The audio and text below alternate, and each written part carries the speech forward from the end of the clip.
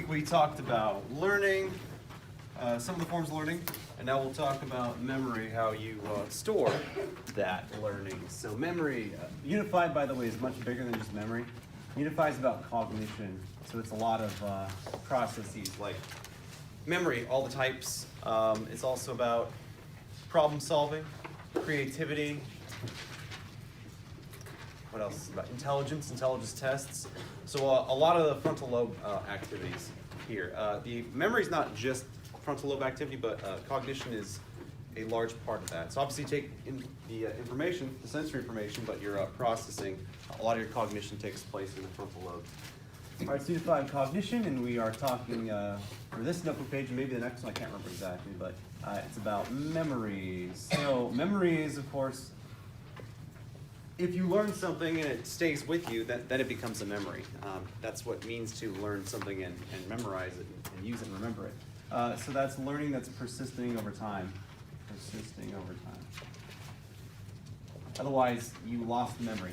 It wasn't encoded or stored or retrieved correctly, and so you lost the memory.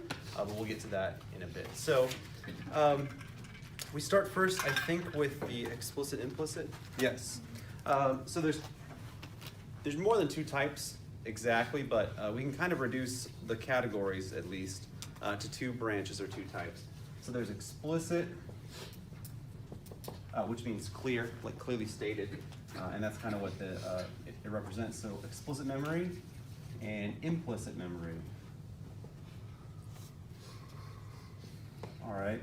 Which one do you think is my conscious information that I would be able to recite to you and explain? Yeah, the explicit. Implicit is the one that I learn it and I know it, I memorized it, it's part of what I can do, but it's more so like skill-based, movement-based, procedural-based. So this is like, I learned to walk at a certain age, and so did all of you for the most part. So when I'm walking, am I consciously thinking about how I walk, or do I just do it? You're just doing it, right. So the implicit memory is much more procedural-based, or skill-based. It absolutely might have been explicit at one point, like when you're learning it. That's what we'll talk about, effortful processing. In fact, I should specify between those two, because that confuses a lot of groups. Processing is when you're taking the information in. It's much more closer to what you call learning. This is when you've already got it, and it's stored already, and then you're using it. All right, so the processing part, which we'll get to, effortful and automatic, right, is the two, yeah. That's where you're trying to learn it and encode it in your memory, and this is when you already possess it. You already have the information, the skill, you're now using it. So implicit is, again, mostly my procedural stuff, skill-based things, like when I learn to kick a soccer ball properly or well, or throw a football, or catch or throw a baseball, all those things, play tennis, swing correctly, serve correctly, or at least well. Those are all skills I have to learn. All right, I might explicitly know what I'm supposed to do, but when I actually carry it out and use the skill, my brain's not consciously telling my arms what to do and my legs what to do. It's just being automatically done as I perform the task. Now again, I could explain how to ride a bike, but when I'm riding the bike, I'm not sitting there trying to remember how to ride a bike every time. I just hop on and go. It happens without me having to think about it. All right. As I'm moving around and using my arms here, now I'm thinking about it, but when I talk, I move my arms. Occasionally I move around. I use my legs. What kind of memory is that I'm using as I'm talking to you guys? Why is it implicit? You're right. Why is it implicit? Yeah, it's unconscious. I'm not even aware that I'm doing it. I might have like some sort of drive or thought to go over here, but then when I start going there, I'm not like consciously telling my legs to move, each muscle to expand and contract, each ligament to expand and contract. I'm not doing that. It's happening automatically. This can also be classical conditioning type stuff, associations. So not only is it procedural based stuff, like walking, moving, throwing, things like that, skill based, but it's also associations where my body automatically responds to something. So that's all stored. I'll say associations too. Associations. And again, these are automatic responses. For example, when a dog smells food, and they salivate, they're not aware of, they're not like, all right, time to initiate the salivation process. It just happens automatically. Those types of memories, implicit memory, is largely stored in the thing that looks kind of like a smaller brain, your cerebellum there in the back, back lower portions. So that's stored in the cerebellum. And we know this because people lose procedural skills when they have damage to their cerebellum. And they also lose the ability to automatically react to things, like have reactions, basically. So here's what I mean. If I took you guys and I put you on this experiment where you're sitting there, and then you're in front of this machine, and every time a light goes on, it like sprays water in your face, just like a little bit. All right. The first time you're not ready for it, so you're gonna hit with water. The second time, hopefully you've become aware of it. But certainly by the third, fourth, or fifth time, your body's automatically going to respond to the light going on, and you're going to brace yourself for that splash of water. All right. What is that? Is that classical conditioning or operant conditioning? Classical. Why? There we go. Thanks. Why don't you just close that, because you're clearly just watching videos this whole time. Thank you. Again, tell me why. I think it was you. Because you start associating the light with water. Yeah, exactly. And then I'm having this kind of conditioned response to it, where my face kind of prepares for the spray.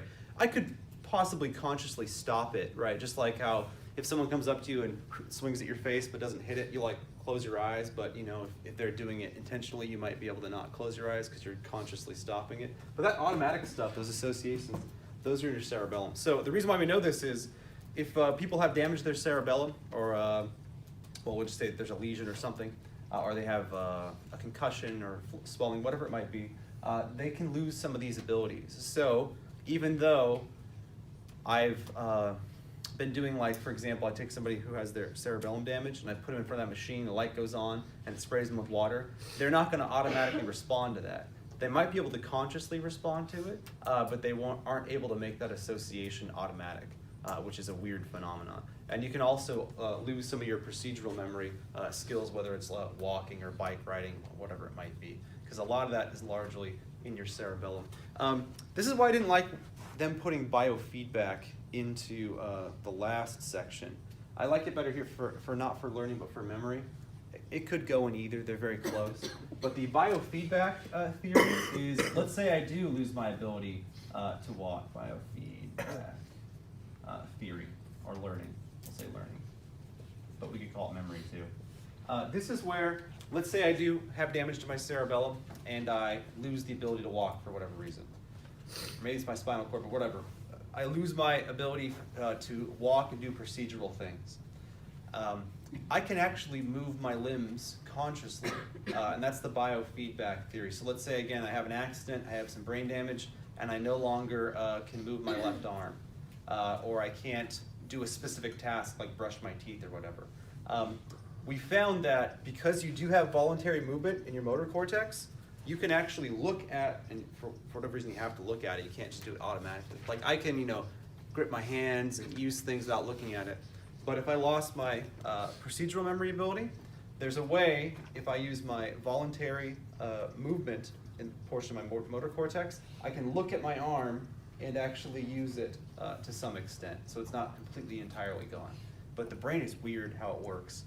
It's not just like in there somewhere or in anywhere, it's in one part. So if it breaks down, has a lesion or whatever, it can really impair you in a weird way. Which is why, did I tell you guys about the, no, I think that's actually, I talk about that tomorrow, but I'm gonna tell you anyway. There is a, crap, I forgot what the phenomenon's called. It's when they damage the hippocampus and they can't make new memories. Or, prosopagnosia, I've told you about that one. Where if you have damage to your feature receptors, you can't recognize faces. Even though you know the person, you can't recognize the face. It's just a weird phenomenon that just shows how weird our brains are. This is similar to that. So again, if I damage this, I can lose some of my procedural memory and ability, but if I look at it and use my conscious motor movement skills, I can still possibly use the limb. As weird as that sounds, but that's how it works. So most of the stuff you're doing without thinking, even me talking right now, like me using the words that I'm using is actually part of what you could call implicit memory. It's not necessarily the cerebellum, but I'm not consciously using the meaning of the words, but I'm consciously using the words. That one's more complex. It's easier to just remember associations and procedural memory for implicit. So what's explicit then? It's like using your consciousness, or like whatever you're doing. Okay, give me an example of memory that is a conscious effort, a full explicit statement of something. Using it right now, by the way. Smiling? No, I'd say smiling could be implicit. If you make me happy, I'm just going to smile without thinking about it. Almost certainly, unless I'm trying not to, you know. So like thinking about an answer? Okay, yeah, exactly. So I usually give like, you know, the examples like capital United States of America. So like I would do like, I'd have to consciously think about what that was and then state it. That's an explicit memory. All right, it's not something that I do automatically like walking or forming an association. So this is anything that I consciously recall and then state, think, or do. But specifically the first two. All right, so anytime I'm stating facts, my mother's name is, you know, I'm going to go to wherever, or I've already done this, or the answer to that question is this. That's all explicit memory of you storing it and putting it back out there. And that's part of that, what we talked about last week. This would be an example of semantic memory. Where you are, no, actually it could be both. I'm not going to say that, because you could actually explain to me an episodic memory as well, because you could explain to me something that happened to you specifically, like on the day, what it was like, and that's still explicit as well, so I won't bring that one up. But yeah, consciously recalling and explaining, and this is just doing something automatically or forming an association automatically. One example I had was when I used to go to the Costco here in Manteca. I don't anymore, just because I don't live near it. I'm in Modesto. But when I would go up to the carts, for whatever reason, it must have been the floor at that Costco, because it doesn't happen at the other Costco. I would get shocked by the damn cart every time. So like, my brain would automatically remember after I got shocked a couple times, I would go to grab the cart and then my hand would automatically stop without me even thinking about it, because it knew a shock was coming. That would be an example of an implicit memory. I'm not thinking like, oh, it's going to shock me. I go to grab it and I get a weird feeling in my hands and I pull back and then I can remember, oh yeah, this thing shocks me. So I first get the implicit and then I remember it and recall it as the explicit. All right. Hopefully that made some sense of the differentiation between the two. Okay, so I know short-term memory is not necessarily on the this notebook page, is on the next one.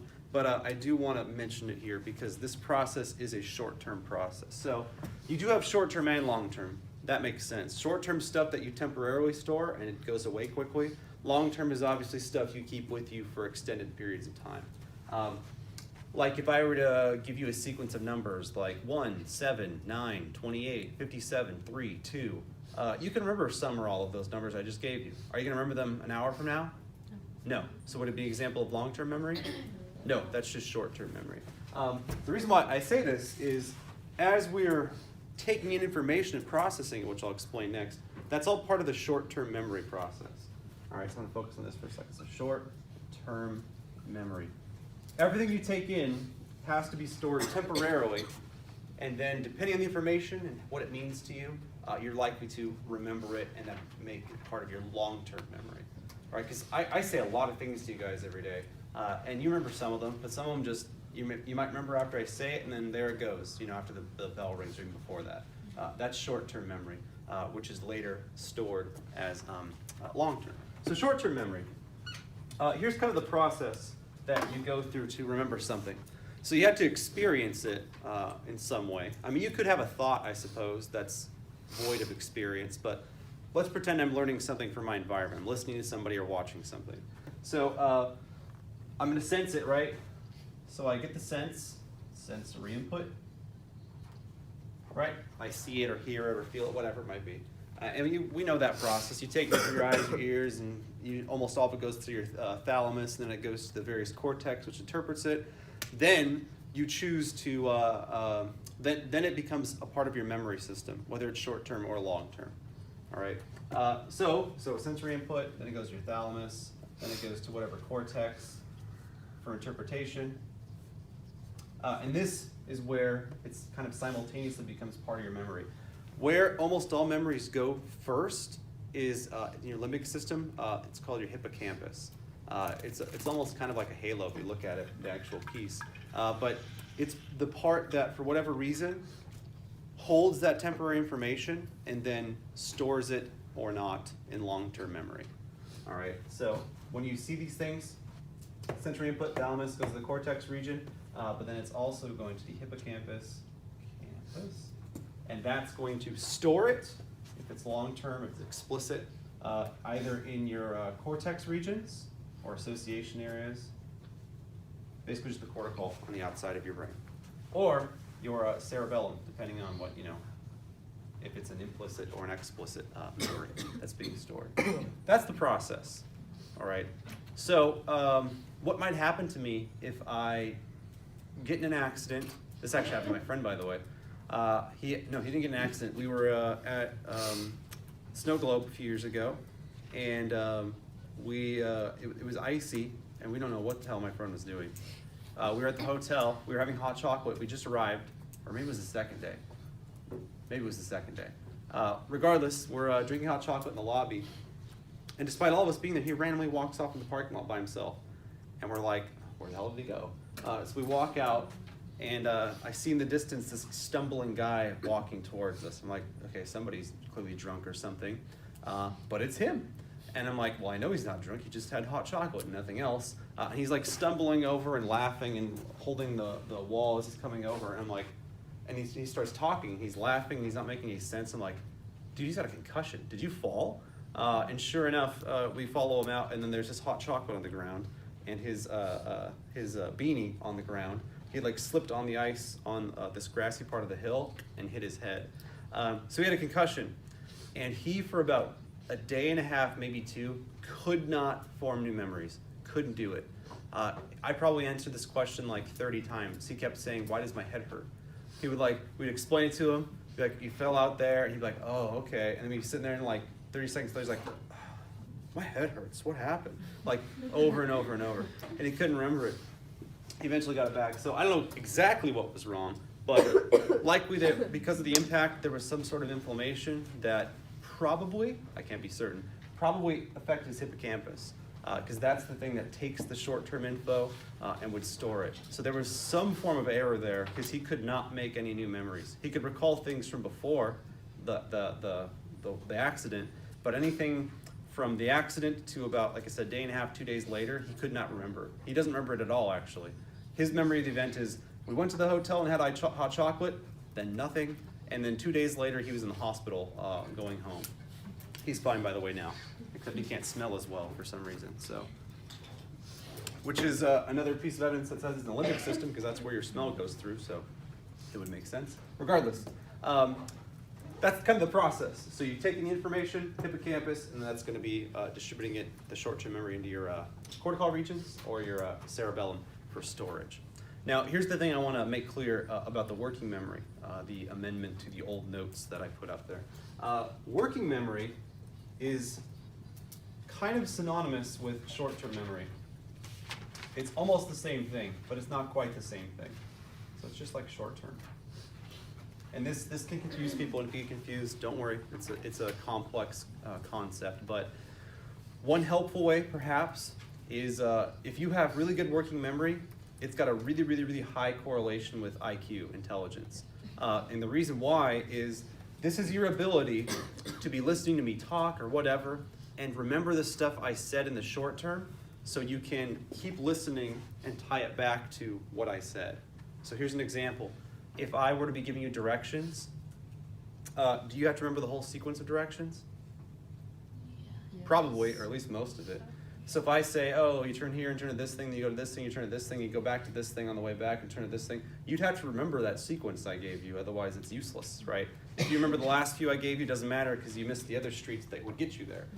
So one of the reasons why, they think anyway, people with higher IQ have a good working memory is when they're reading something or learning something or thinking about something, they can keep like this temporary little bubble of information in their head to try to figure the problem out. So a good way to test this is to just see how many numbers you can memorize in a short amount of time. Like there's actually programs and apps that can do this, where they'll show you like 8 numbers for like a second, and then you have to recall what the 8 numbers were. And the more you can remember in that short window of time, the better your working memory is. Another good example is if I were to give you a phone number, and I just go like, 209-847-5131. Your ability to remember that for a long time, you're all trying now. Your ability to remember that for a long time would be your working memory, essentially.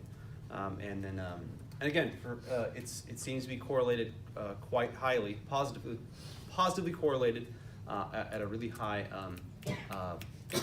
correlation coefficient with IQ. And they think again that's why. Because if I'm talking to you about something complex, you have to remember all this.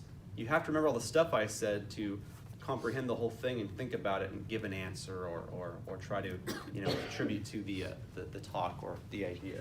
So that's what working memory is. If you want to think of it as short-term memory, great. It's not exactly what it is, but that's partly what it is.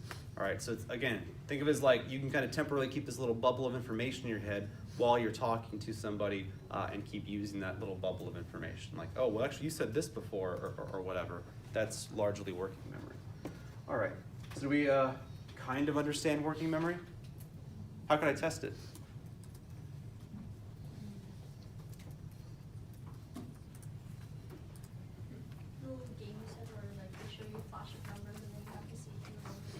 Exactly right. And by the way, because you can use tricks and mnemonics to improve it, I just mean your ability to remember the numbers themselves. If you start giving numbers meanings, because this is how, by the way, people have memory champions where they like memorize 300-something odd letter sequences.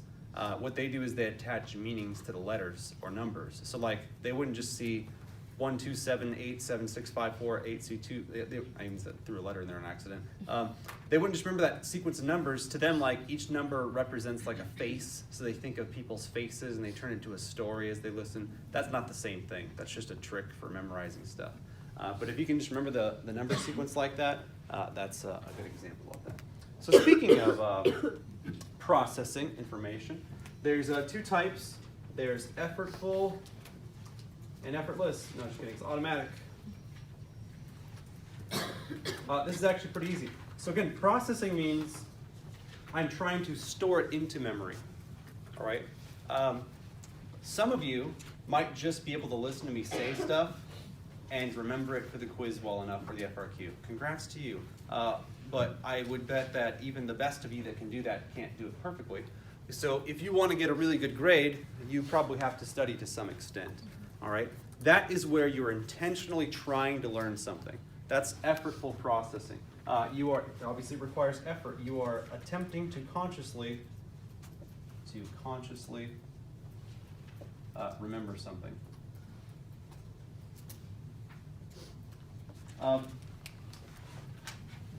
I'm using a bunch of words right now. They're just flying out at you. Are you thinking about every individual word that I'm using?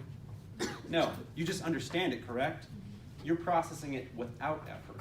All right, that's an example of automatic processing. It's where I'm just taking information, but I'm not having to consciously think about each one. Like the words I'm using, unless I use, sophisticated vocabulary, if I'm using just basic English words, you can understand what I'm saying like in real time. You're not thinking about every little word I used and what it means.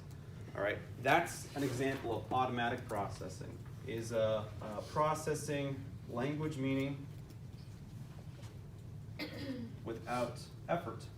All you have to do is listen. You're not thinking about every individual word that comes out of my mouth. You just automatically know what it means. Now, hold on a second. Was there at one point in your time in your life you had to effortfully process the words I'm using? Yeah, that's what you're doing as you're an infant and a toddler. Like you're learning the words and then using them. Like my son's doing that right now. He just is saying green today for the first time. So he's really trying to remember the word, how it sounds, what it's associated with, and how to say it, right? And it's super cute because he just turned 9 months old. So like when he's learning, he can't just say the word. He's go like goo, goo, gooey. Like it's It's adorable, man. But anyways, it's taken effort. But after, a while, like he can already say mom and dad and brother and all these things without thinking about it. He just says it. Now it's, for him anyway, automatic. But he does, at one point, just like you all do, have to consciously try to remember the meaning of certain words. So that's the difference. And I want to real quickly show you this difference before we wrap it up here. This is when I've already got the information. It's already a part of my memory. I'm not trying to learn it. This is the processing part.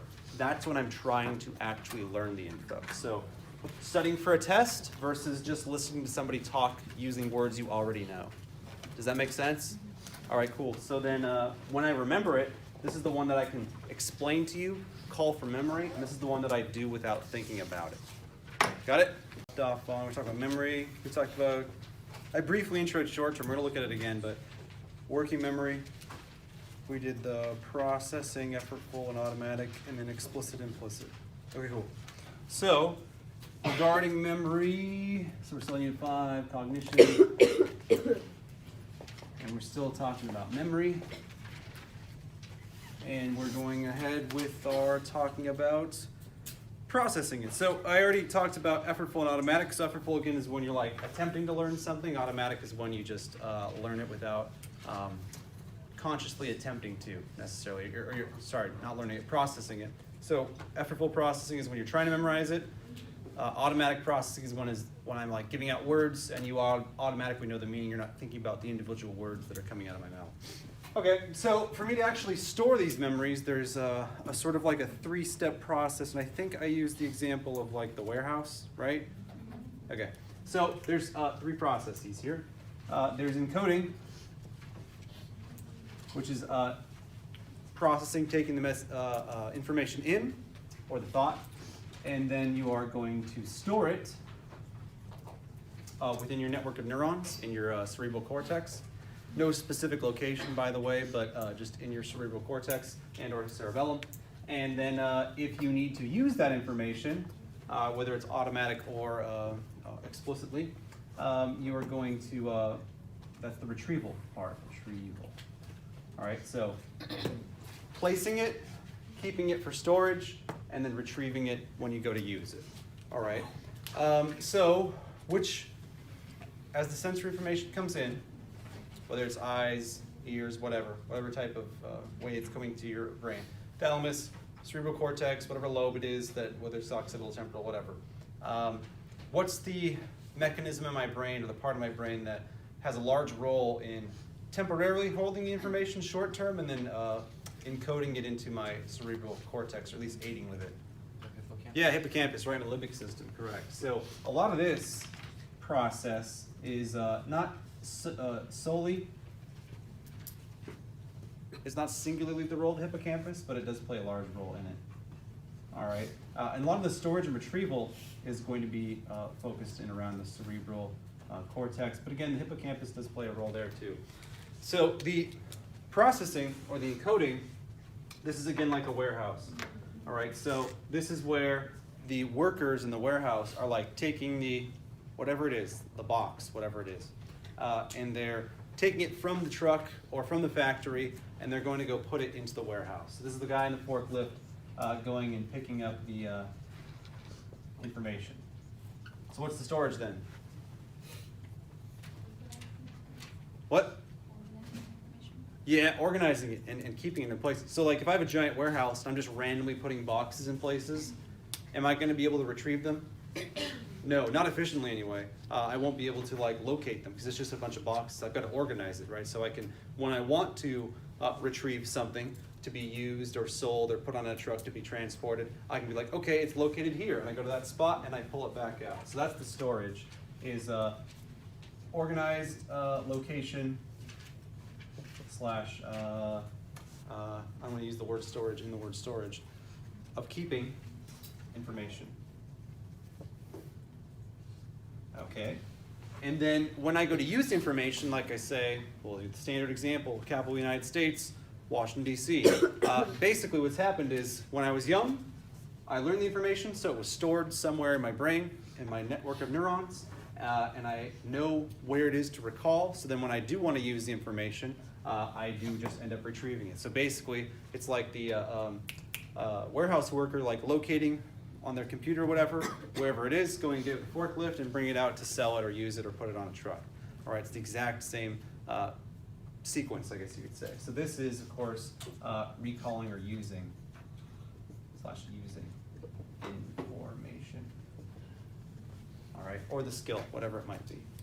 So that's the three-step process. Taking it in, storing it somewhere you can actually retrieve it, and then of course when you go to use it, retrieving that information. That's the three-step process. And the reason why I bring this up is you can have errors, types of amnesia, forgetfulness, in any one of these steps. You could fail to encode it, you could fail to store it properly, or you can fail to retrieve the information. There's errors in each parts of this process. You with me on that so far? All right, cool. So next we would talk about the types of retrieval or memory I can have. So if I want to retrieve the memory, there's sort of three ways I can go about doing that. I can sort of pull it out of my brain. I can just recall it out of nowhere, right? That's just recall. So memory abilities, or retrieval, I should say.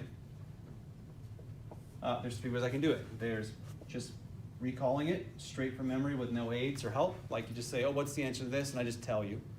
What would be the example of that on a test?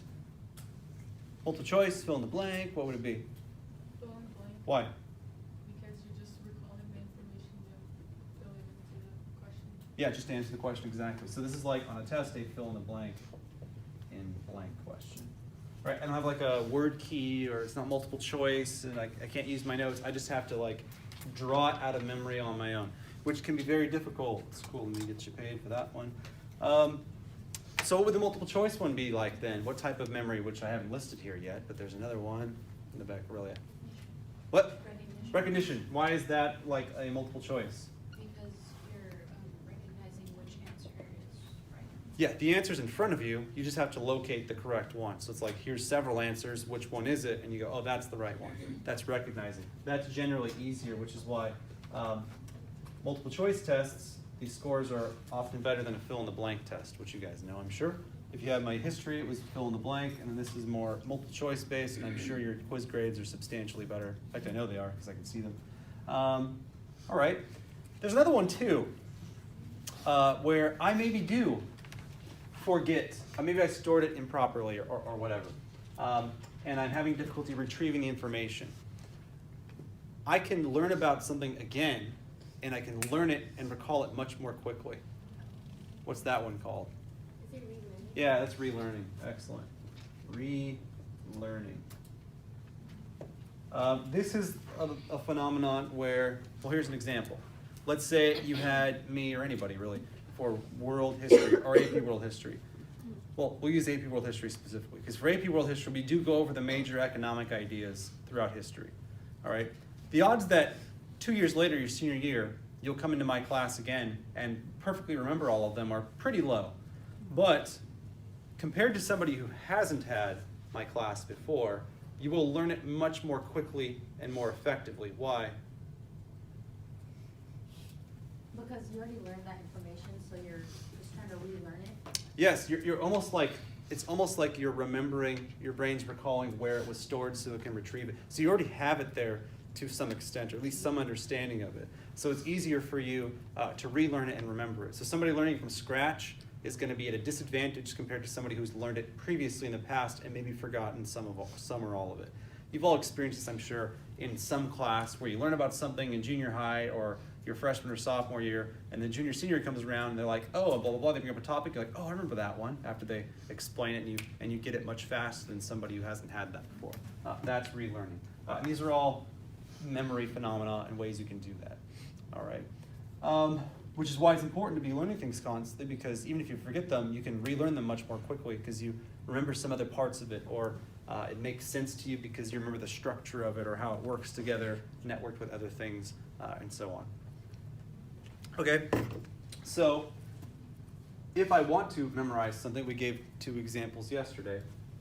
for processing. Remind me as to what those are if I'm processing information for storage. There's the one where I have to try really hard, and then there's the one where it's just done without me even being necessarily aware of each individual bit of information. Effortful and automatic.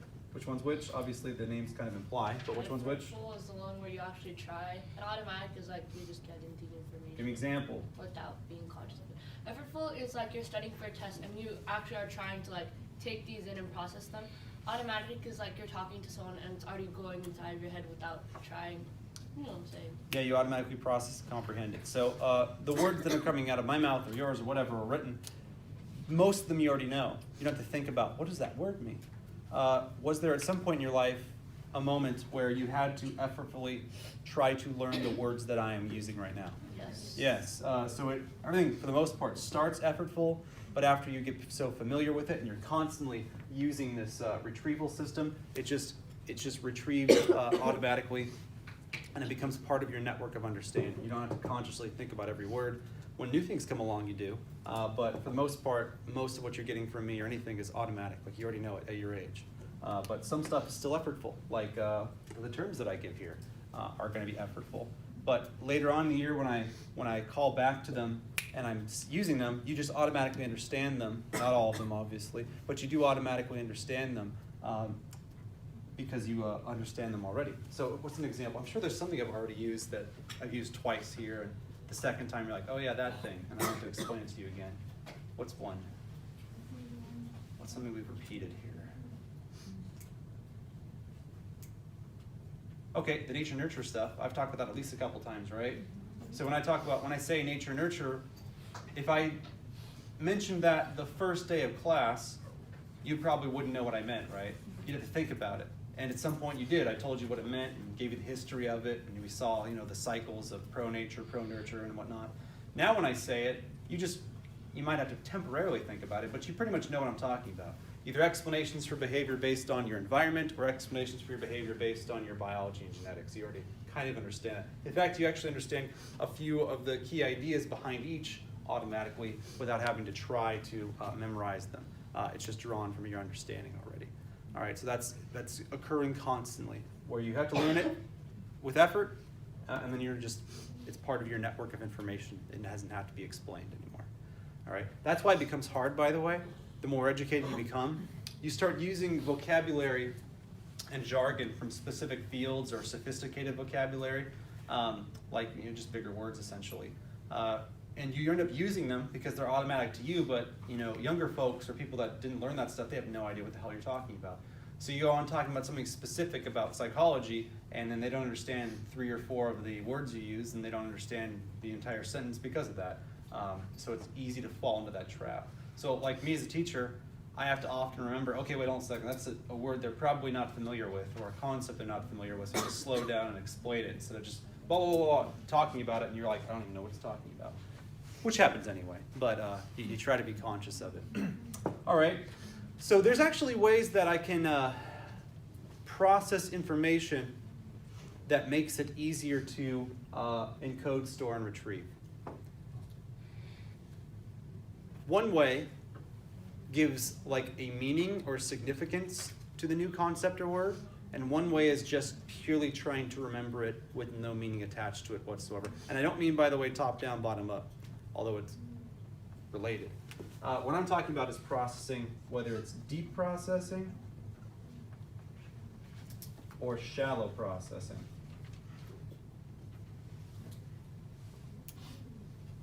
Okay, so what I mean by this is deep processing is the idea that you're more likely to remember something if it has some meaning to you. Whether it's context, or you make a story out of it, or you already know something about it, or you can relate it to something in your life or somebody else's life that you know, you're much more likely to remember that thing than if I just say, here's a word, here's what it means. All right, so if I said memorize this sequence of letters,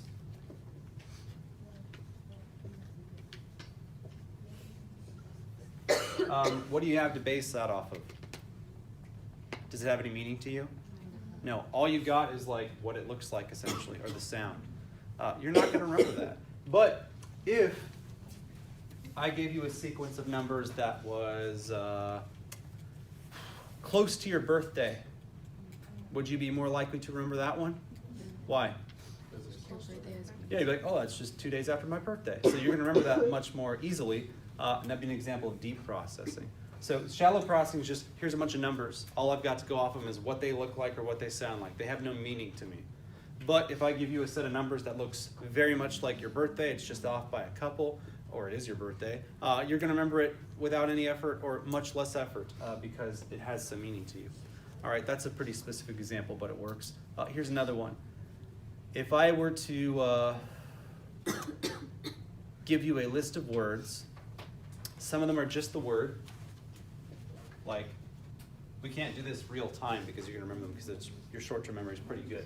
Well, let's say I gave you a list of words at the beginning of the week, and I just said, here they are. One is shirt, one is blonde, the other is table, the other is doll. The odds that you guys remember all four of those by the end of the week are pretty low. Like if I just said those 4 words and I didn't like let you write them down or tell you or be quizzed on them, asked you a week later, the odds you remember all these are very, very low. But if I made this into a story, you'd be much more likely to remember it. Like if I said, a woman with a tie-dye shirt came in with having just dyed her hair blonde for the first time, and then she sat down at the table and started repairing her daughter's doll that had been torn. The odds that you would remember at least some of those words are much higher because I put them into a story. So did I give them meaning to you? I did, right? You'd remember something about that. You'd maybe remember the tie-dye shirt, maybe you'd remember the blonde hair dyeing, maybe remember her repairing the doll on the table, whatever it would be. You're more likely to remember some or all of these words if I put it into a story as opposed to if I just give you these 4 words. All right. That's why when I make my lesson plans, whether it's historically or psychologically, or whether it's history or psychology, I try to make it into a type of story, or at least something that makes sense, so you're not just learning a bunch of random terms. Like if I just said, here's a bunch of memory terms, here's a bunch of disorder terms, here's a bunch of behaviorist terms. If I just randomly threw you terms all year, would you have any good chance of remembering them? No. So how could I improve the chance that you're going to remember them? Don't just say give them meaning, by the way. You make it interesting and add examples. Okay, yeah, that actually really helps. Yeah, by adding examples, there's a reason why I give examples. It helps you understand it and remember it. In fact, what you're going to find is a lot of times, and I've had this told to me several times after they take an AP test, they only remembered something because they remembered the example I gave.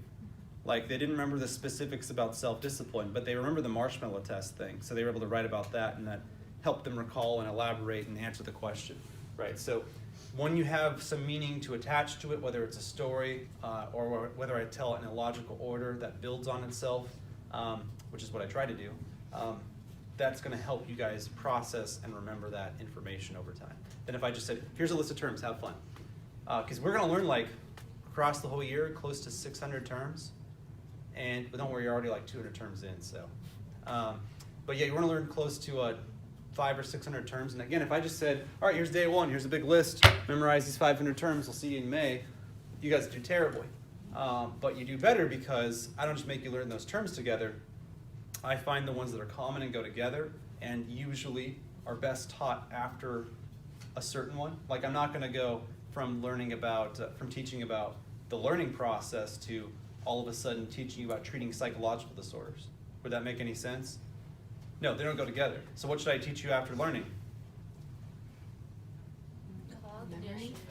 Memory or other cognition, right? That makes sense because we're talking about related things. So we talked about the learning process. Now we're talking about how you store that information and retrieve it, which is memory, right? It wouldn't make sense to go from teaching about learning and then jumping into treating psychological disorders. It just doesn't make any sense. When should I teach you about treating psychological disorders? After you learn about psychological disorders. When should I teach you about psychological disorders? That's a harder one. after, I'll make it easy for you. It's much easier for you to understand and remember psychological disorders, which are some form of malfunctioning in the brain, if you understand the basics of how your brain and behavior work. Right, so that's what I try to go in that order. So we start with, here's environmental genetic factors. Here are the specifics about how your cognition, learning, and memory work. Oh, here's the specifics about how your motivations and emotions work. Now you know how the brain works. Now you know the impact, the factors of the environment and and your genes. You know how the brain thinks, learns things, remembers them, how emotions and motivations can affect your perception. You know how to sense things. Now we can talk about how things go wrong. I can't start with how things go wrong if you don't even know how the damn thing works. Like, I'm not going to be like, all right, cool, so I'm going to teach you guys how to fix a transmission in a car if you don't understand how a transmission works in a car or how the car works itself. You have to know the role of the transmission and the parts of the car to understand the specifics about repairing a transmission issue, essentially. All right, so that's what we do, and that's why we put it in that order. Make sense? So what is that example of me, what would be me giving you 500 terms to learn at the beginning of the year as opposed to me ordering it so you learn about how the brain is impacted, how the brain works, how thinking and emotions work, and then how psychological disorders work, and then how treatment for those psychological disorders work. Which one's the sheet of terms and which one's the ordering it logically?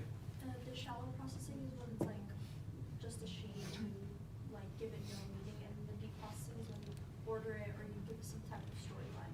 Yeah, exactly, because that gives it meaning to you and helps you build on your understanding. All right, cool. And again, I mean, an easier example was the number thing. Random set of numbers as opposed to a number that is close to or exactly your birthday. You're gonna remember it much more easily because it is has meaning to you. Or even like because most of you probably know your parents' birthdays. If it's a number that's close to your parents' birthday, you're more likely to remember it than a random number as well.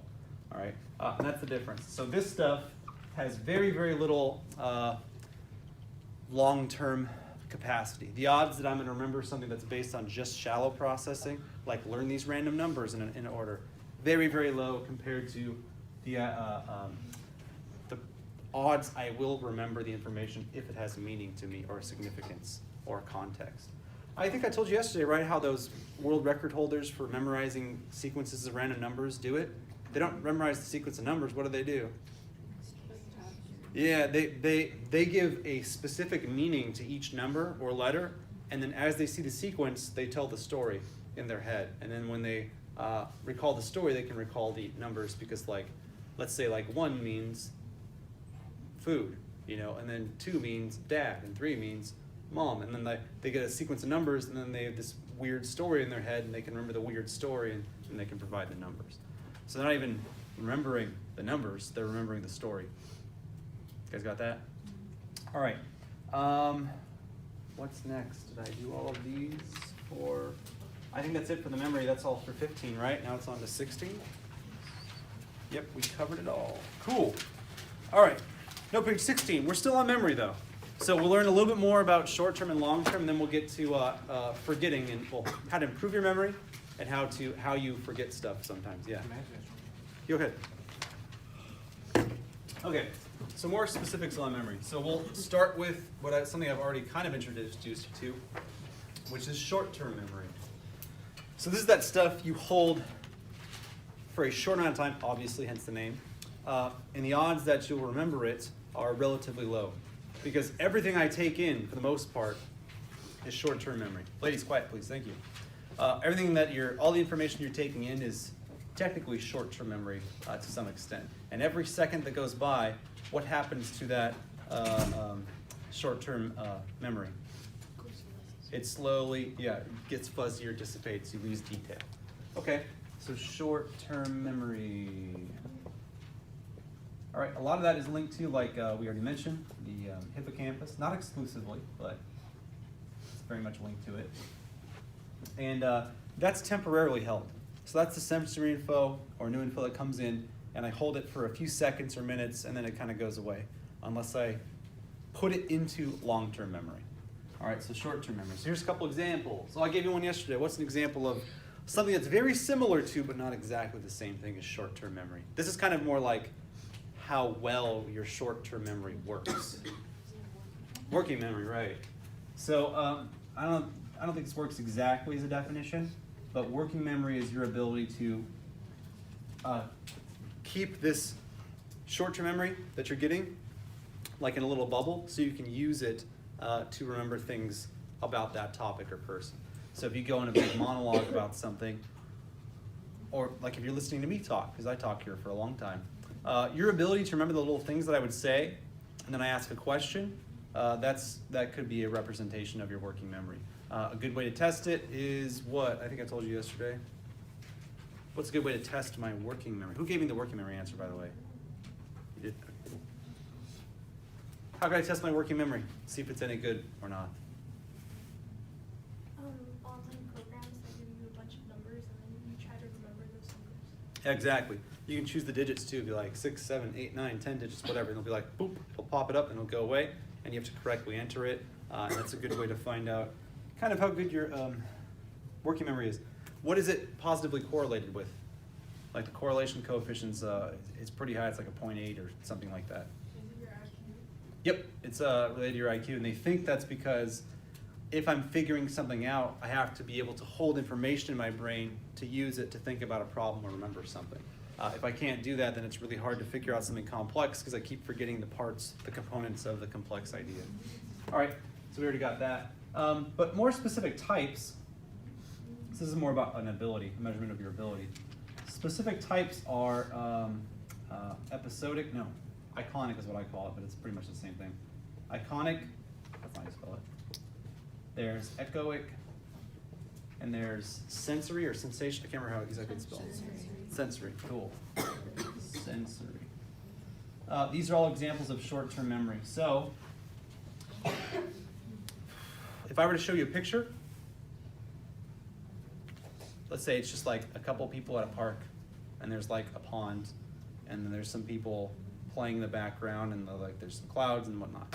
I show you the picture, and you look at it, and I take it away, and I say, recreate it. What are you going to be depending on? Yeah, your memory of that image, right? That's the iconic memory. So it's kind of your ability to almost take like a mental picture, but what happens as I start drawing that picture out? What happens to the detail in that memory I have? It slowly, it goes away, gets distorted, gets fuzzy, exactly. So in the first few seconds, this is a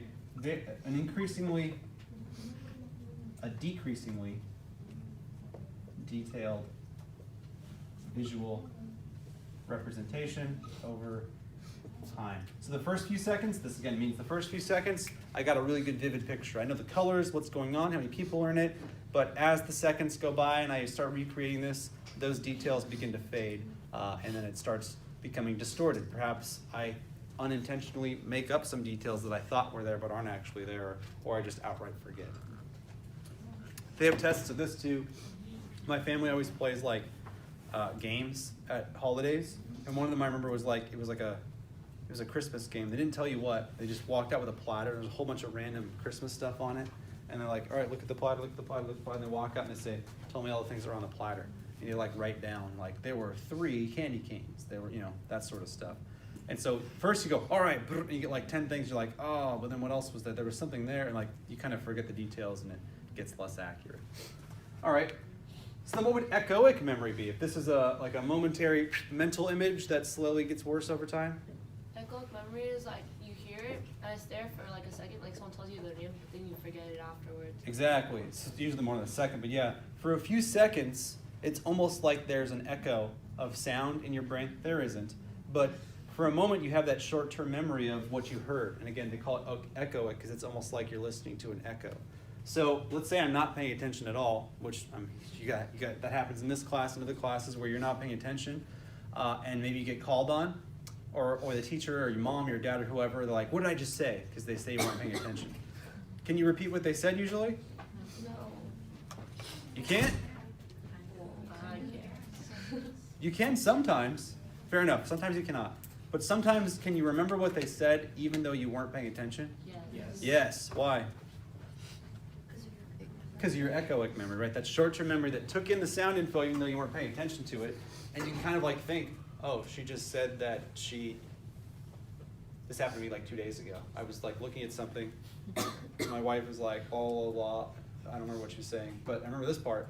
She at one point was like, said something about me not paying attention. And I was like, no, I was paying attention. And then I was like, you just said this. And that was all I knew. But it was enough for her to be like, okay, I guess you're listening. I was like, whew, thanks, and she's gonna watch this video and bring it up, but whatever.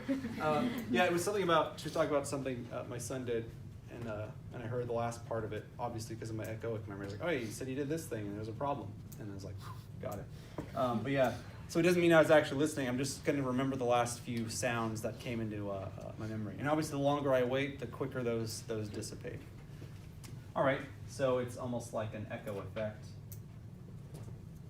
but not actually. There's not actually sound waves bouncing around your head, but it's almost like an echo effect regarding short-term auditory info. And that's why when someone's like, when you're listening to me, you can usually repeat the last couple things they said, but beyond that, it gets really difficult because the short-term memory is dissipated. And if it wasn't put into long-term memory, then you're not going to recall it. Okay, and then sensory. This one's harder, but possible. If I just feel something or taste something or smell something, I can really recall exactly what it felt, tasted, or smelled like. All right, but if you ask me a few minutes later, it's going to be hard for me to recall exactly what it tasted like. So you all know what an orange tastes like, right? It's hard to describe how an orange tastes, but you just kind of have a vague idea of it. But if I just gave you a slice of orange and you took a bite of it, you'd have a really, really good, vivid memory of what it tastes like or smells. Like we kind of know what a rose smells like. We'd recognize it, but I'm much more likely to remember exactly what it smells like if I've just smelled a rose. And that's the same idea. So it's really the same thing as these two, except it's the other senses. It's related to touch, taste, and smell. And that's the sensory short term. So we got the short term thing down. Okay, what would make something long term then? So this by definition is something that is only temporarily available and diminishes quickly. What would long term be then? Don't just say memories that last. More permanent? Yeah, more permanent. Is there a limit to how much long-term memory I can use? Not that we know of. You have way more neurons than you are probably capable of filling with information. It's almost like your brain is a phone that has like 50 terabytes of info cap. And like you could never fill that up. Even if you're just taking pictures constantly, it would take you absolutely forever to fill it up. And the fact that you forget things means it's almost like you're deleting videos and pictures as you go. So the chances of you filling that whole thing up are almost zero. And they might be infinite because we don't know if it's specific neurons hold the memory or specific sequences of neurons hold the memory, because if it's sequences, there's just unlimited combinations of sequences. So it's relatively, in your human lifetime, impossible to fill up your long-term. I'd be like, I can't remember any new information because it's full, like your phone's full on data. All right, so long-term. How did you phrase it, by the way? Yeah, relatively permanent, or at least robust. It lasts a long time. Limitless memories. All right, and that's easy. You got plenty of examples of long term, right? You all know various capitals and countries and governments and facts from history and facts about your life and other people's lives. Those are long term. Those are ones that happened a long time ago, but I can still remember it. All right, and we have those. There is something though that makes it easier to remember things long term. But before I get to that, the phenomena that I put in there about procedural long-term memory and flashbulb, they're similar to what we learned about explicit and implicit memories. So the explicit obviously are the facts, and the implicit are the this is conscious recollection, and then of course there's the we'll say declarative, because I have to like explain them consciously. Declarative. What's an example of implicit long-term memory? Something that I won't forget, even though I couldn't tell you exactly what it was. Like learning how to walk. Yep, learning how to walk. Exactly. I could damage my neural system in some way that I do lose it, but assuming I don't damage it, even if I don't do it and I don't think about it for a long time, I won't lose that ability. So like, is another example, what is another example? Walking is a great example. What's another skill-based, procedural type thing? Riding a bike. Riding a bike. They're not wrong, because I went years without riding a bike at one point in my life, and then I hop on a bike and it's like I never missed a day of it, because it's just stored in the long term procedurally. So this is kind of like that skill or association-based memory. You could call it procedural. In fact, I think I do in the notes. That's procedural memory.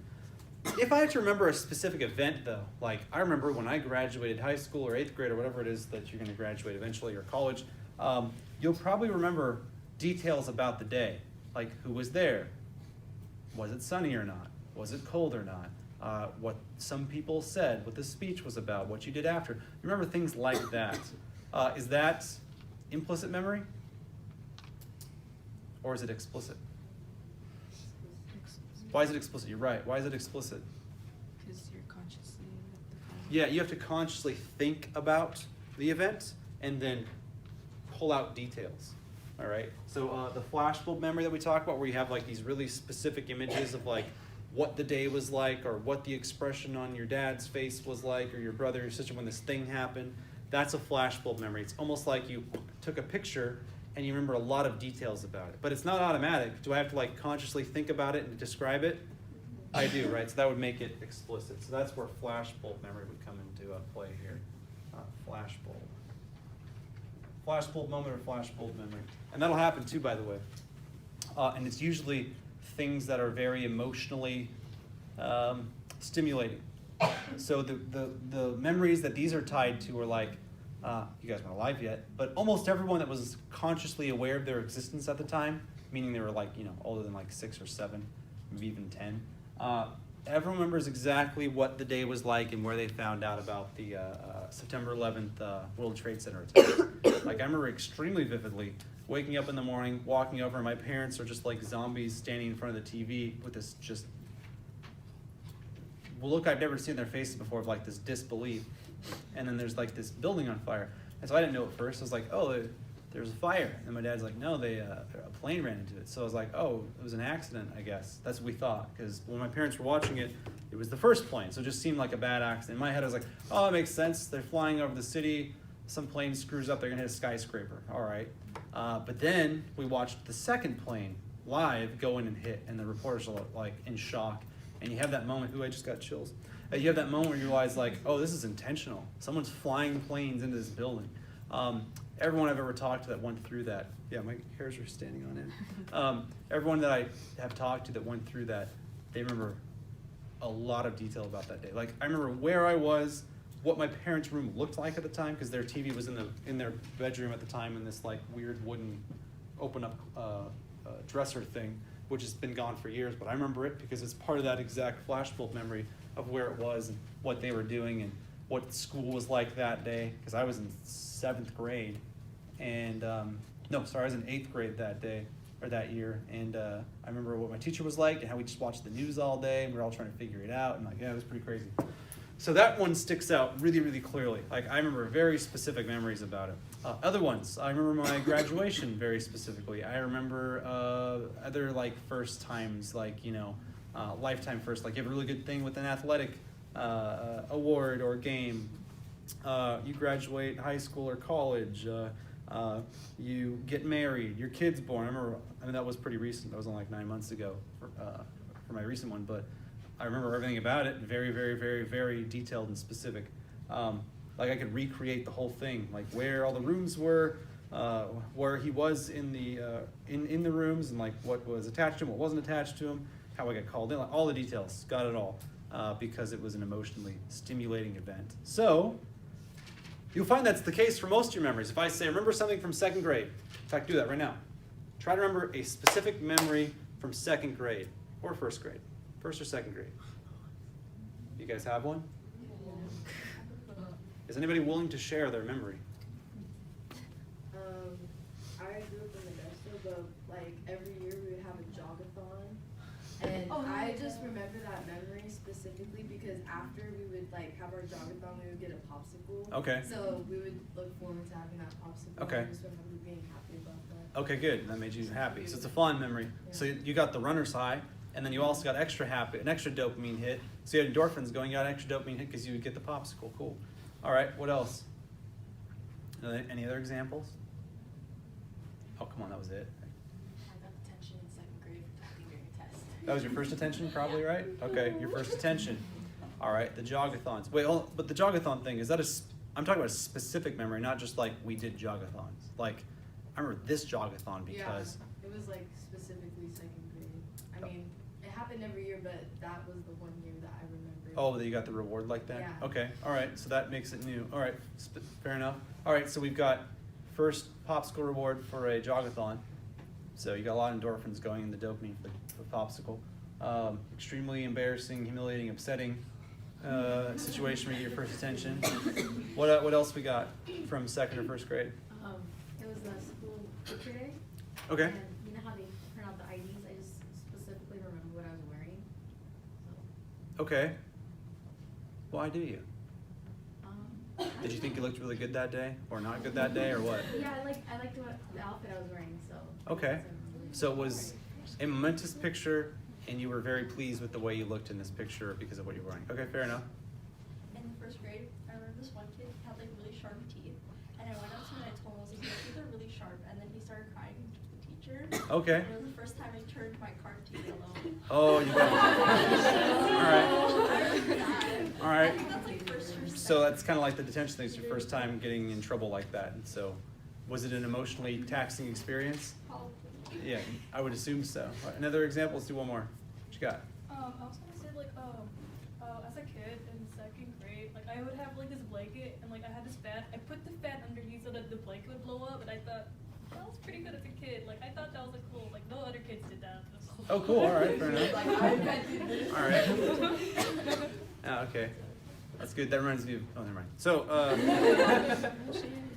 good ideas that you think are good as a kid but aren't a good idea at all. Like, I'll just tell you anyway. So we did this experiment. I think it was second grade, where we no, it was fourth grade, where we had to make this ice cube last as long as possible, like not melt. And so none of us knew what the hell to do. So like one group just did nothing, just put it on their desk. One girl was clever and put it in her little igloo lunchbox. Other kids did other things. And my partner had the brilliant idea of, water's cold, let's run it underwater, which was the worst thing we could have done. So we actually melted it faster than anybody else. But like you think, you're like, oh, water's cold, this will keep it cold. But you don't understand like freezing and the fact that it is water that's frozen. So if you run water on it, it's just gonna make it warmer and melt it. So, but anyways, yeah. So we remember that one specifically because we were like, I don't want to say it was embarrassed. We were very disappointed though. So that one sticks out. What a common thing in most of these is these are emotionally arousing experiences. Whether you're very happy about something, or very upset or ashamed about something, or embarrassed or confused. These are moments where you recall exactly a moment because it was meaningful to you at that time. Do you remember what your report card was in second grade? You might if you were like really happy that you all got like straight A's or something like that. But you probably don't remember every report card you've ever had through your entire life. Probably. The ones you might remember are the ones where, oh, you screwed up bad and got in trouble. Or, oh, the first time you got straight A's or something like that. You'll remember those ones. But that's what I'm trying to get across to you guys. And there's an actual phenomena that they refer to this that helps you remember those moments, that makes them so specific and detailed and long-lasting. And that's long-term potentiation.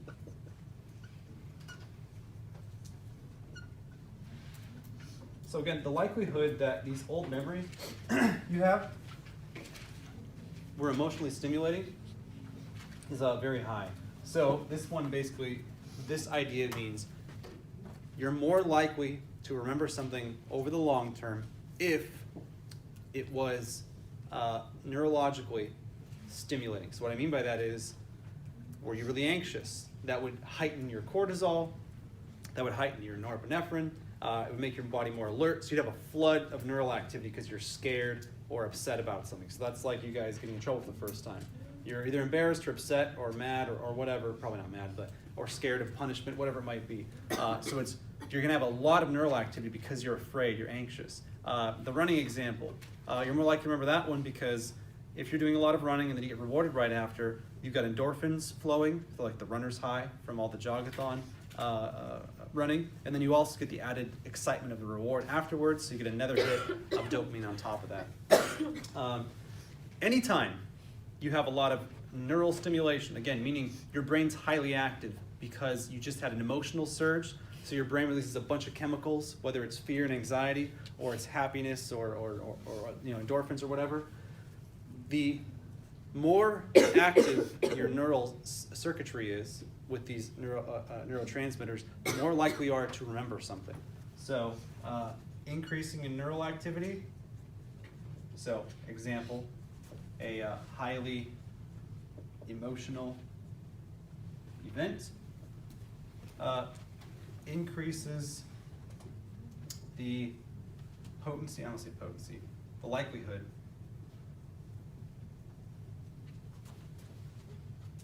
the memory will be stored in long term with great detail. Before I talk about how they tested this, by the way, to confirm that this is true, why would I be able to better remember? Think about it like an evolutionary psychology explanation for this.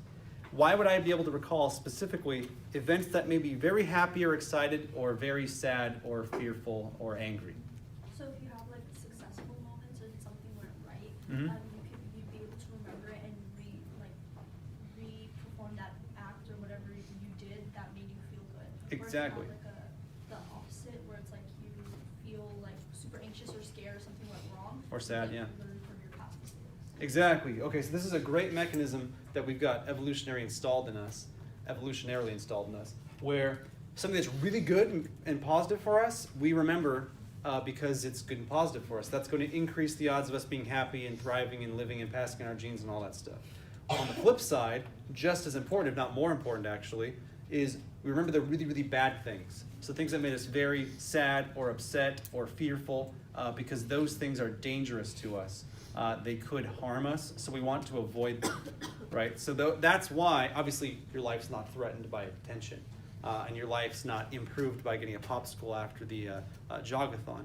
But the mechanisms are the same. Anytime I get a flood of neural activity, whatever emotion it might be, I'm more likely to remember that because the ancestors we've had that remember those moments that are very terrifying or dangerous or very happy and rewarding, they're the ones that lived because they avoided the terrifying, dangerous stuff because they remembered to avoid it, and they remembered the stuff that helped them live because they remembered the good stuff. Like, this worked out really well, I should do it. That's sort of how this works. So that's a good evolutionary explanation for this. The reason why I remember these highly neurally active emotional moments is that's helped our ancestors survive. Bad ones, avoid. Good ones, promote. Keep doing. All right. So how could I test this, by the way? I mean, we just kind of did here by just a survey, but screw the survey. How could I test this in real time? How could I give you guys a test and see if this works out or not? Obviously the survey thing worked, sort of, but what else? What other way could I do this? Let me ask you this.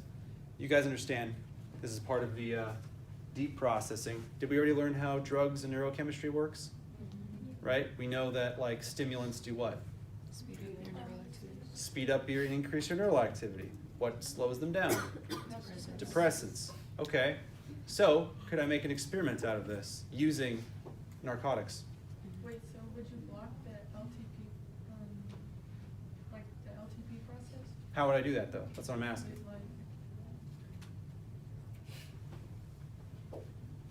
a specific drug? You give me a type of drug. You don't have to be like cocaine, but A depressant? okay. What could I do?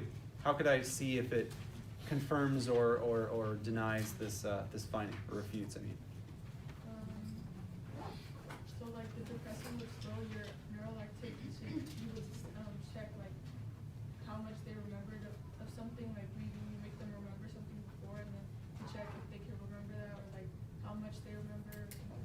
Okay, but that's an individual person. I don't know if that would do anything. But you're on the right track. Let me ask you this.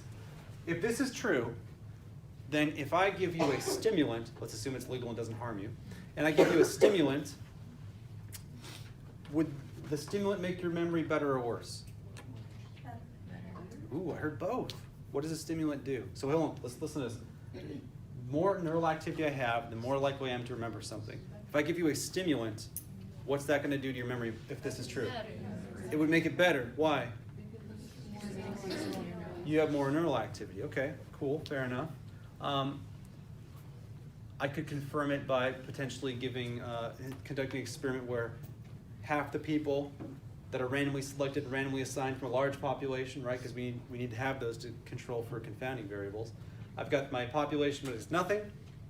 That's randomly selected, randomly assigned with a large population. Then I have my randomly selected large population control group, experimental group that gets the stimulant.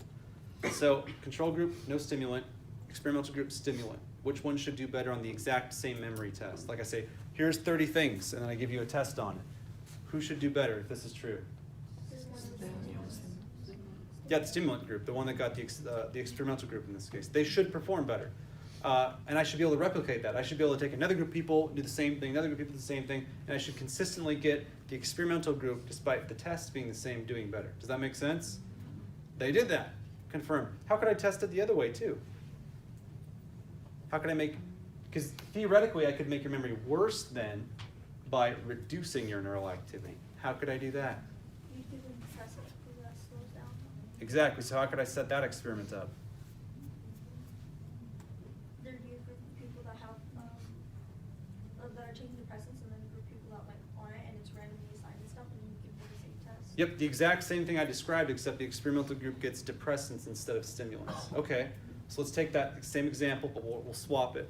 The experimental group gets depressants, the control group has nothing. Who's going to do better on the test?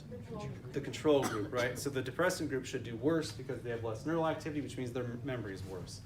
That's actually true, by the way, and is able to be replicated. That I don't know about every specific stimulant, but they can, via medications, increase your neural activity, and that does make your memory a little bit better. And if they, on the reverse side, reduce your neural activity, it actually makes your memory a little bit worse. So that's good evidence to support this theory, this idea about long-term potentiation. A lot of people get confused on this, but just think of it like this. All this says is, I remember stuff better if my neural activity is up. So give me some examples of things that would increase my neural activity and make me more likely to remember things. Non-drug related, by the way, just in life. What? Caffeine. I said non-drug related, but you're right, that's a drug example that would work, potentially. Emotional event. Yep, an emotional event. What kind, though, if I'm going to remember it? Give me an example. A sibling being born. Okay, that's a potentially a highly emotional event. Probably the happiness, I would assume, depending on the person. But yes, that's going to be an event. That would be an example. What's another example that could happen? The death of the Yes, that's another big one too. That's going to make you incredibly sad. So you're very, I remember when my great-grandma, who I actually wasn't even that close to when I was 12, but I remember exactly where I was told when she died, how old I was, and all of those details, because it sticks out as an emotionally arousing event, right, which confirms this theory. So again, anything that's very emotional, whether it's happy, sad, whatever, you're going to remember that moment with much more detail because of this increased neural activity. And again, that's part of the reason why people try to enhance their studying ability or memorization for whatever reason by using drugs that can act as neural enhancers. So watch out for that. And I would strongly recommend not doing it because people don't know what drugs mix with what. So sometimes you're like, oh, this thing is a stimulant, but you don't know it interacts with this other medication you're taking, and then you have a heart attack, or you have liver failure, or something like that. So don't kill yourself trying to do better on a test, is what I'm saying. Anyways, that's how it works. Any questions about long-term potentiation? More emotion and activity means better memory. Take a break. Now we'll talk about two ways you can, or tricks or ways or phenomena that help you remember things besides long-term potentiation. So we know long-term potentiation. If you're more neurally active, did I hit start? Okay. Well, if you're more neurally active, you're more likely to remember the memory. And again, that helps our survival. Things that are really, really bad that make us experience negative emotions, we want to know those to avoid them. Things that are really good, we get positive emotions, a lot of them, remember them because we want to remember them because they help us out. So, here are some ways that aid your memory even without you intentionally using them. So these are factors that cause us to remember things better, not that we do them on purpose. We'll talk about some you can use on purpose to help you out. But these are ones that inadvertently help us remember things. So the first one is a retrieval cue. So this is one of those times when you can't remember something, whatever it might be, but then you remember something else that's related to it, and all of a sudden it like unlocks that specific memory you have. So like example, I was talking with somebody about my wife the other day. She was saying, remember I told you this one thing? And I was like, no, I don't remember you telling me that. And then she remembered, she mentioned something that happened like right after it or right before it, and then I was immediately able to remember all of the rest of it. I did that like one little detail was like a key to unlock the rest of it. That's what a retrieval cue is. So anytime that you're stuck on something, you can't remember it, but you remember something that's closely related or a part of it, and that immediately allows you to remember all of the rest of it. So it's like an epiphany moment? Not quite an epiphany. An epiphany is an idea. We'll talk about that. That's an insight, creativity, problem solving. This is, it's just a mechanism that allows you to unlock that memory. All right. What's an example I could give? What you got? Is it kind of like deja vu? No, that's a retrieval error we'll talk about here in a moment. This is where, here's an example. I don't know how much this will help you. Sometimes I get former students, and they're like, hey, Mr. Morgan, and like, I can't remember their name. I know their face, because I have hundreds of students. So over time, like, I forget the individual names. I remember you as a person, be like, oh yeah. But it's oftentimes, especially if I haven't had you for a couple of years, it's easy to forget your name.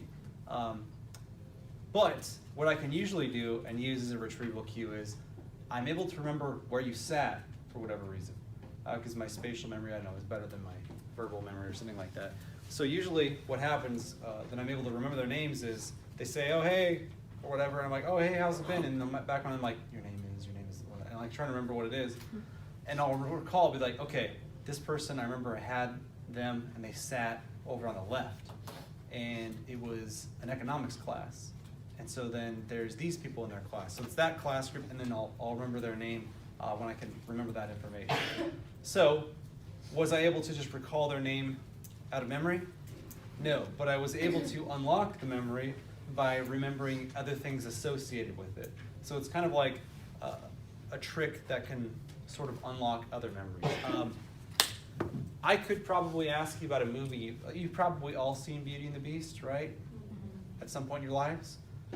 Are you going to remember the exact storyline for the entire movie, every detail about it? No. But what I would bet is the more you, like if I said, write the whole sequence of events for Beauty and the Beast, all right, it'd be hard. But if I gave you hints, or even if you, as you're writing it out, you write something down specific about like, oh, she was attacked by wolves. Why was she attacked by wolves? Then you might remember, oh yeah, she got thrown off of her horse. Oh yeah, because she was running away from the beast. Well, it would help you to remember other parts of that story. Those are retrieval cues. So if I did give you an assignment, I'm not going to do that, but if I gave you an assignment, write all the events in the Beauty and the Beast series, you would only have a few to start out with, but as you started writing them, what's going to happen? You're going to remember other parts. That's a retrieval cue because it's linked to another memory. So you're like, okay, she got thrown off the wolves. I don't remember why. Oh yeah, she got thrown off her horse. Why was she on a horse? Oh, she's running away from the castle. Why? Oh, because the beast told her to leave because he was angry. Why was she angry at her? Oh, because she looked in the West Wing or touched the rose or something like that. Oh, so like it like helps you unlock all those other memories about it. I hope I'm right about that Beauty and the Beast part. Isn't that why, G? Yeah. Okay, yeah, good. It's been a while, but yeah. So that's an example of it. So associated memories that enable recall of others. right? This happens, by the way, if you write essays in any class. So like I give you a question for history or even psychology, an FRQ. It's like, oh, here's a situation, here's a bunch of terms. And you're like, oh crap, I only remember 3 of those.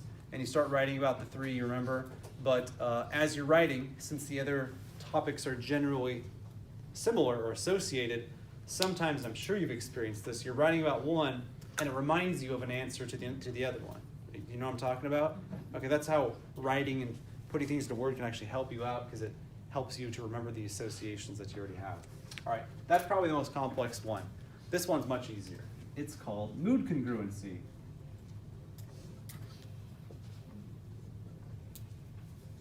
Congruency means like aligned with or similar to. So,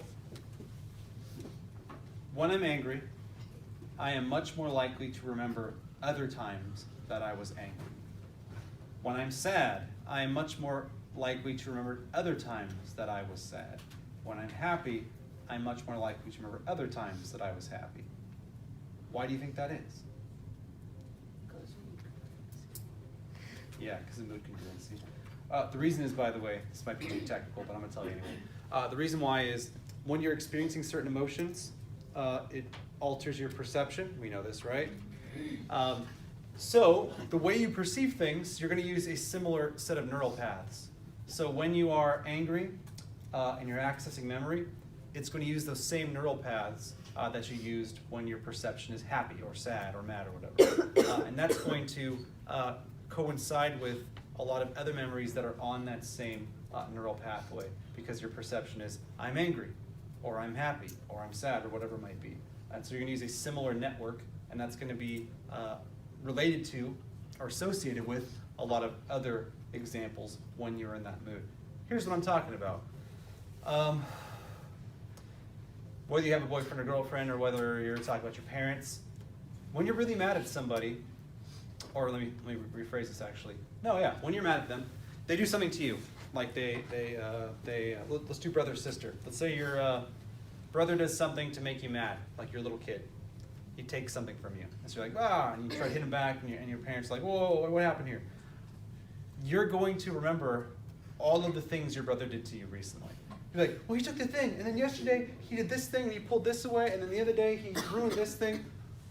Why am I remembering all those things that he did that were bad to me that made me angry? So you're mad each time. Yeah, each time I was mad, right? So that's what mood congruency is. You're much more easily able to recall all things that were related to it. So when you're remembering something about something that made you mad at somebody, you're also going to remember all those other times they made you angry. All right, this is going to happen, I guarantee it, with your significant others, wives or husbands or boyfriends or girlfriends in the future. They're gonna get mad at you for something, and then you're gonna have this list of things you did to them.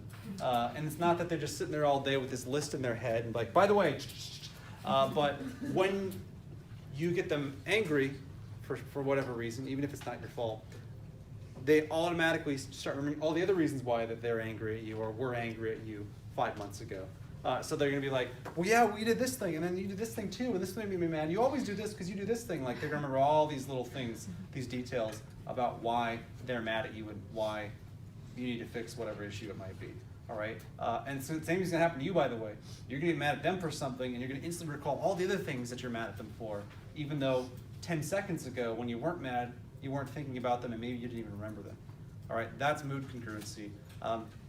It is kind of linked because they are associated memories, but this has more to do with that mood, because you're in that perception mode, and you're going to revisit a lot of those same neural networks and pathways that you stored the other memories that made you angry at this person or happy in this case, whatever it might be. Does that make sense?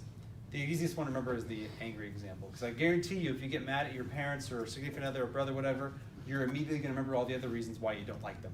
Or why they made you mad for whatever reason. All right, that makes sense? All right.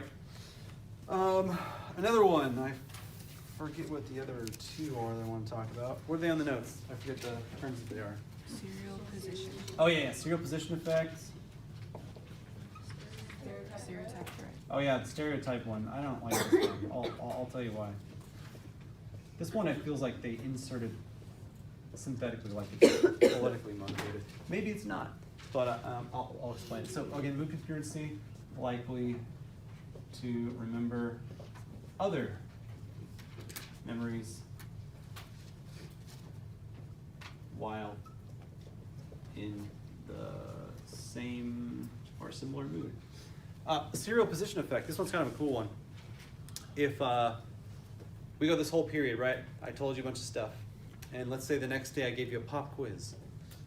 There are things that you're going to remember because there was deep processing that occurred. Maybe an example I gave, you remember because it tied into you or an experience you had or whatever.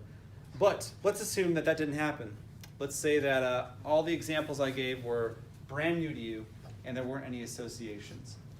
You are more likely to remember the first things I said or the last things I said than the stuff in the middle. That's what it's called, the serial position effect. Like if I give you a list of 20 things, here you go. And then like 10 seconds later, it's like, all right, write that list out. You're much more likely to accurately remember the starting ones on the list and the ending ones on the list as opposed to the ones in the middle. That's all it means. So when you get a bunch of information coming in, and they've tested this multiple times, it is confirmed, more likely to remember beginning and ending sequences of info. So likely the reason for this is, by the way, when you start something, am I going to be paying more attention or less attention than when I'm 10 minutes into it? More attention, right? You're like, oh, here's this new thing, and you're focused, and then it goes on, and you kind of lose focus. All right, happens to everybody. Happens to some of you right now. Why am I, okay, that makes sense why I'm more able to remember the beginning, but why am I more able to remember the end? Because maybe I'm not paying as much attention as I am at the beginning. This one's the easiest answer. Because you're anticipating it? What? Because you're anticipating the end? Like, No, let's pretend you don't know when the end is going to be. It's super simple. It's just more oh, it's the last thing? Yeah, it's just the most recent thing. That's all it is. In fact, it's not exactly related to this Ebbinghaus curve, which is on your notes somewhere. The idea that you lose information at generally a pretty steady rate if you don't incorporate it into long-term memory. So let's assume I give you a bunch of facts. If I asked you right afterwards, you would be very, very accurate. This is 100%. So let's say it was 30 seconds, 20 minutes, 1 day, 3 days, and then a month. I don't remember right here, 1 month. And these are the percentages of accuracy I have answering the question. So like, here's 20 terms, and I give them to you. This is 50%, this is 75%, this is 25%. What happens very quickly is the first 30 seconds or a few seconds, you'll get at or near 100%, like pretty high. But not even a half an hour later, all of a sudden I go from remembering almost all of it to remembering only about half of it or so. Really quickly. So that's part of the reason why I have the serial position effect. It's just the most recent information stays with you better than information before it. Then it keeps going. If I go an hour, it drops like another 20%. And then for whatever reason, most information stabilizes at about around 20-ish%. So that's what normal memory looks like if you're not intentionally, explicitly, effortfully trying to process it. All right, so that's kind of what happens. You can stave this off by using some of the effects we'll talk about here in a second. But this other one, the stereotype effect, you have to know it, but it's just such a weird one. I don't understand why that they put this in. This is the idea that you're less likely to remember something if you fear fear, what's the word I'm looking for? Fulfilling, realizing, aligning with, say aligning with. All right, here's the example I give for this. And this is why I don't like this, because this is just anxiety. Anytime you're anxious, you're gonna remember things worse because your body is focused more on the threat. So you will be more stimulated, but you're not focused on learning, you're focused on avoiding whatever the threat is. This is why you come up to give a speech, and if you have some anxiety, is your speech going to be better or worse? It's going to be worse. I'm going to remember less of it because I'm anxious. My body, my frontal lobe is not fully accessed, my limbic system's highly active, my stress response is going, so my body's not focusing on the task and recalling memory or memorizing, it's more concerned about whatever threat there is. So what they did was they took a bunch of students Some of them were black, some of them were white, and then they reminded black students that they generally tend to do worse on tests. And what they found was they did worse than if they didn't tell them that. And I think this is the dumbest thing ever, because it's like, okay, number one, who does that? All right, let's take a test, except you guys do worse historically on tests. Have fun. Like, no one does that in the first place. But second of all, it's not the stereotype that was important. What was important was they made them anxious, so it caused them to stress out and do worse. And you can do it with anything. It could be a stereotype that you're worried about fulfilling. It could be a specific performance thing, like this is a really important test and I have to do well, or else that's going to make you do worse. If someone highlights you and your performance, like you feel like someone's watching you, you're going to do worse. All these factors make it worse, but it's all the same thing. It's all based on stress and anxiety. So these students, for example, were worried about not doing well because they were expected to not do well. So they were stressed or upset or anxious about it. So yeah, remember for the test, I guess, and I guess it's relevant, but it really just means if you're anxious or stressed, you're going to do worse because your cognition functions non-optimally, as opposed to if you're just focused and there's nothing bothering you as far as stress and anxiety goes. But do know it. If a person's afraid of living up to a negative stereotype, they're going to do worse because they're anxious. You guys got that? Nice. We'll do the other ones tomorrow.